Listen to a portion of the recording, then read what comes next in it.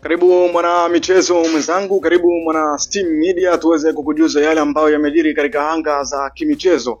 Na hapa tunaangazia kikosi cha wekundu wa Msimbazi ambacho kimesafiri kuelekea kule nchini Misri kwa ajili ya mchezo wa hatua ya robo final ambao utapigwa tarehe 2, na hapa tunaangazia nyota ambao pengine wanasadikika kwamba wataukosa mchezo huo kwa asilimia ambazo ziko juu zaidi. Na hapa muona mchezaji kama Chimalon na wachezaji wengine ambao of course klabu ya Simba inasadikika kwamba wachezaji hao hatakuwa sehemu ya kikosi ambacho kitawavaa ya Al Masry katika mchezo wa hatua ya robo finali.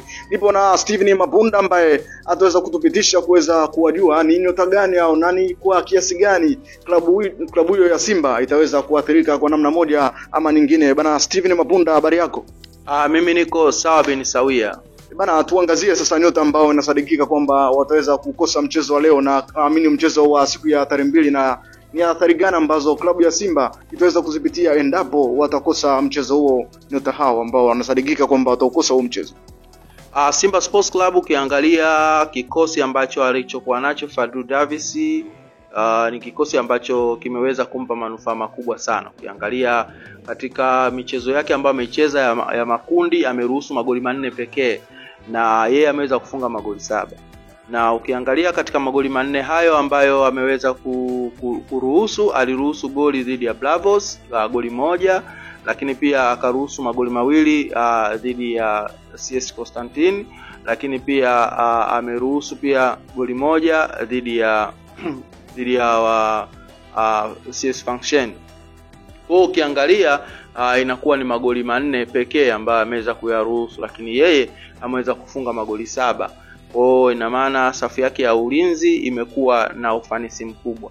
Na ukiangalia katika mechi ambazo wamezicheza, mechi zote 6 ambazo wameweza kucheza kuruhusu magoli 4, ina maana kwamba katika wastani anakuwa yuko vizuri zaidi. Kwa ina maana kwamba ukija kupiga hapo kuna mechi ambazo alitoka bila kuruhusu goli kabisa. Ina maana kwamba katika mechi 6 kwa wastani, ina maana kwamba kila mechi moja aliruhusu goli 1, lakini mechi 2 alitoka akiwa na clean sheet. Ukija kuangalia katika viwango vya ufanisi, kwa amekuwa na uimara mkubwa ambao unatengenezwa kutokuruhusu magoli ni backline yake, lakini pia na goalkeeper wake. Ukiangalia backline yake inaongozwa na Shemalon Fondo. Huyu ni fullback wa kutumainiwa kabisa, raia wa Kameruni, Shemalon Fondo, lakini pia akiwa anasaidiwa na beki mzawa Abrahazak Hamza, na pia kukiwa na beki mzawa pia Mohamed Hussein Shabalala, lakini pia beki mzawa mwingine Shomari Kapombe, Show Me The Way, Baba Esther alimaarufu.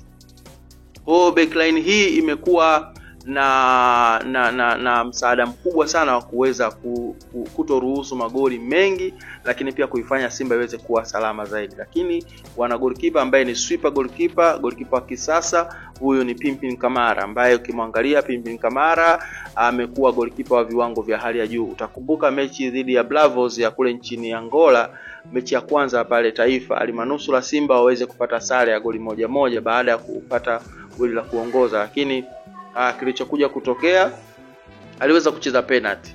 Kwa hiyo Pimpin Kamara mchango wake ni mkubwa zaidi kwa upande wa Simba Sports Club. Kwa hiyo na hapa inaonekana kwamba Pimpin Kamara toka mchezo dhidi ya Azam alionekana kupata majeraha. Baada ya hapo hakuweza kupata game time baada ya ule mchezo. Lakini the same pia kwa Shemalon Fondo, naye pia toka mchezo Azam aliweza kupata majeraha, toka hapo kuweza kupata mchezo wote ule wa kuweza kucheza. Kwa hiyo ni pressure imekuwa kubwa zaidi kwa wana Simba pamoja na watazamaji wako.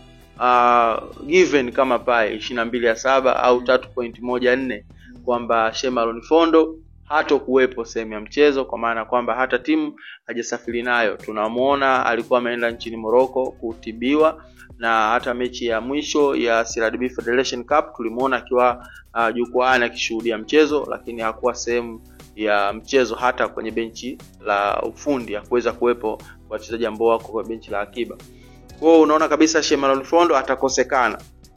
Kukosekana kwa Shemalon Fondo kuna ashiria nini? Kuna ashiria kwamba sasa umakini zaidi uweze kuongezeka kwa Abdulrazak Hamza, kwa sababu Abdulrazak Hamza amekuwa amecheza na Shemalon Fondo katika michezo mingi, ukiangalia ya ligi mpaka mechi za kimataifa. Kwa hiyo kuna patch ambayo ilikuwa imetengenezwa, lakini tumemwona Fadlu Davis akiwa introduce Hussein Kazi, akimuintroduce Shamu Karabwa, akimuintroduce Duchu, ambao hawa pia wamekuwa wakifanya vizuri. Ukiangalia mechi ya mwisho ambao wamecheza kwenye CRDB Federation, tulimuona alianza Duchu pale mwisho pale nyuma, lakini baadaye akafanywa mabadiliko akaingia Shamu Karabwa.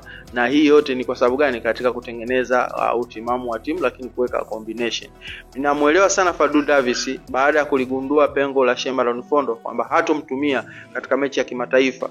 Kwa ameanza kutengeneza mibadala mingi zaidi, lakini Shemalon Fondo atakosekanika na watu watamisi zaidi utulivu wake, watamisi zaidi kujiamini kwake. Shemalon Fondo amekuwa ni beki ambaye anajiamini, hiyo no doubt katika eneo hilo. Watamisi sana utulivu wa style kama hiyo, na Shemalon Fondo aliweza kuisaidia Simba Sports Club hata wakiwa kule nchini Libya dhidi ya Al Ahly Tripoli, alikuwa na msaada mkubwa zaidi. Kwa hiyo moja kwa moja Shemalon Fondo kukosekana kwake ni pengo kwa Simba Sports Club, lakini Fadlu Davis inatakiwa na benchi lake la ufundi watengeneze mazingira namna gani wanaweza wakalifulfill hilo gap ambalo Shemalon Fondo amelitengeneza. Lakini pia mchezaji mwingine ambaye huyu inawezekana akawa sio sehemu ya mchezo ni Pimpin Kamara, ambaye aliweza kupata majeraha mechi na Azam, lakini pia Equatorial Guinea walimuita katika kikosi cha timu taifa, na Simba walisisitiza kwamba tunaomba huyu asiende katika majukumu ya timu taifa, lakini timu yake ya taifa akasema kwamba tunamhitaji, na kama itaonekana na changamoto zaidi sisi tutamtibia, na kama tunaweza tukamtumia basi tutamtumia. Lakini ameenda timu ya taifa na hakutumika katika timu yake ya taifa, kwa maana kwamba hakuwa na utimamu wa mwili wa kuweza kucheza.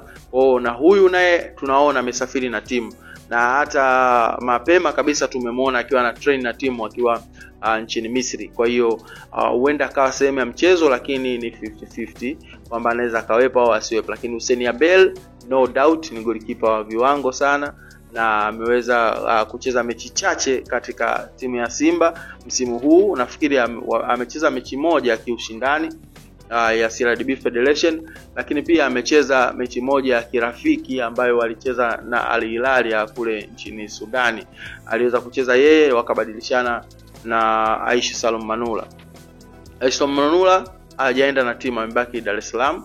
Kwa ina maana moja kwa moja yuko Hussein Abel, yuko Ali Salim ambaye alikuwa kwenye majukumu ya timu taifa, lakini yuko Pimpin Kamara. Hussein sina mashaka naye, Ali Salim naye pia mashaka naye sina, kwa sababu amepata game ya kutosha. Tunaona amepata clean sheet katika mechi zote ambazo amezicheza. Amecheza dhidi ya Dodoma, kaondoka na clean sheet. Amecheza dhidi ya Coast Union, ameondoka na clean sheet, na zote Simba wameweza kupata ushindi mnono. Kwenye Coast Union wamewafunga goli 3, clean sheet imepatikana. Dodoma Jiji wamewafunga goli 6, clean sheet imepatikana. Lakini pia Ali Salim pia alikuwa kwenye majukumu ya timu taifa. Ina maana kwamba kujiandaa kucheza na Morocco, ile intensity ya mechi ya kimataifa ameipata ladha yake katika maandalizi. Alikuwa amejiandaa, ingawaje hakuwa sehemu ya mchezo wa dhidi ya Morocco, lakini kuwa tu sehemu ya benchi la wachezaji wa akiba na kuwa sehemu ya maandalizi ya timu kwenye mechi ya kimataifa, mechi kwa kama ile, tayari kisaikolojia pamoja na utimamu wa akili na kimwili unakuwa upo katika hali ya kimchezo. Kwa hiyo ninaamini kabisa kama Fadlu Davis atakuwa sehemu ya mipango yake, basi hata Ali Salim naye pia anaweza akaziba gepu la Pimpin Kamara.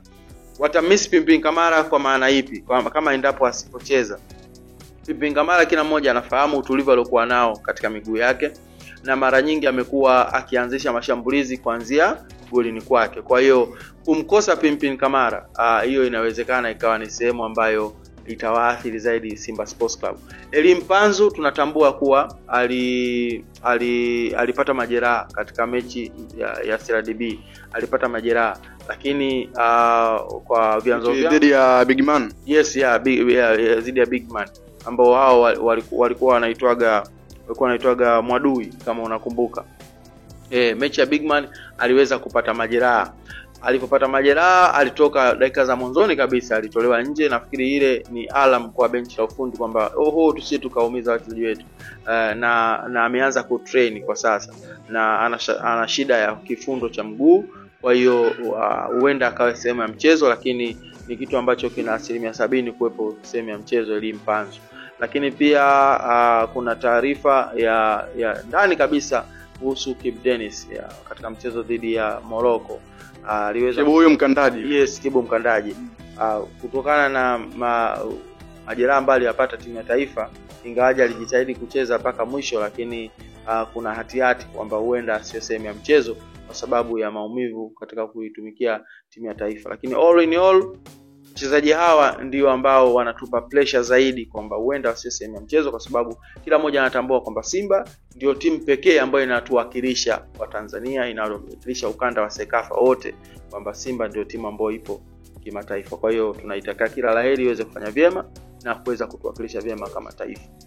Tunaona katika safu ya kiulinzi pale yupo na ni Chimalon, inaonekana anaweza kukosa mchezo huo. Si ndio hivyo bana? Ndio. Yaani sawa, yani ni given kama pai. Sasa ni maybe chaguo lingine la kocha Fadlu Davis kwa mbadala wa Chimalon kati ya Hussein yule Husani Kazi na Chamo Karabul. Unadhani ni chaguo gani ambalo linaweza likabadala wa? Kwa mimi binafsi, mtu ambaye naweza nikamwona moja kwa moja Chamo Karabwa anaweza kafaa zaidi, kwa sababu huyu kwanza ni professional player, amecheza nje ya Tanzania kwa muda mrefu, lakini pia michuano hii ameitumikia ya kimataifa na uzoefu wa kutosha. Lakini pia kwa hate aliyokuwa nayo kuweza kupambana na watu kama kina Beni Yusuf, wakina Salam Hussein, wakina Mahmud Ahmada, au yani kwenye kupambana nao, naamini kabisa kwa hate aliyokuwa nayo inakuwa ni nzuri zaidi. Ukiangalia pia wana Fabrice Wambangoma, hate yake ni kubwa, akicheza eneo la kiulinzi kwenye kiungo wa ulinzi akisaidiana na Yusuf Kagoma. Mimi naamini kabisa kwamba huenda kukatengeneza kitu ambacho ni kizuri zaidi, kwamba hata Simba wakiingia katika mfumo wa 4-2-4 alafu 4-2-4 au akiingia mfumo wa 4-1-4-1, inaweza ikawasaidia zaidi, hususan wakiwa katika uwanja wa ugenini. Tunaweka nukta hapo nikiwa na Steven Mapunda akiweza kutupitisha katika nyota ambao wanaonekana wanaweza kukosa mchezo huu wa klabu ya Wekundu wa Msimbazi. Nilikuwa na Steven Mapunda kama nilivyokujuza hapo awali. Jina langu ni Latin na nikutakia tu wakati mwema, na endelea usikose kusubscribe, kulike, kushare na kucomment ili uweze kutupa nguvu zaidi ya kukuletea kila ambacho kitakuwa kikijiri katika anga za kimichezo.